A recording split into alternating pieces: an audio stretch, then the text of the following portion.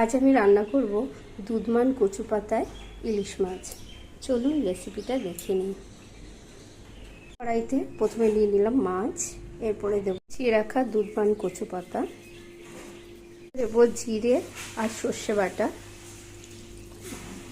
এরপর হলুদ গুঁড়ো এবং লবণ, সর্ষের তেল, এগুলোকে হাতে ভালো করে মেখে নেব। 4টে চেরা কাঁচা লঙ্কা আর দেবো একটু পরিমাণ মতো চারদিক দিয়ে জল। মাছটা সেদ্ধ হতে জল লাগে। চলুন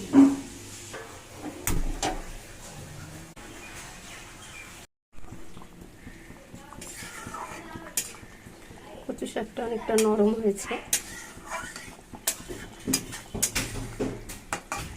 এবার দেখে কত দূর।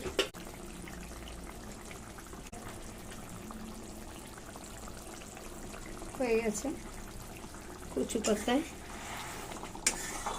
ইলিশ মাছ ভাপা।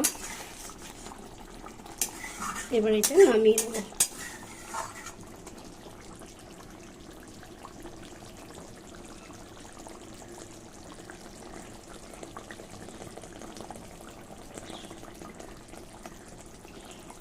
নামিয়ে নিচ্ছি মাছটা।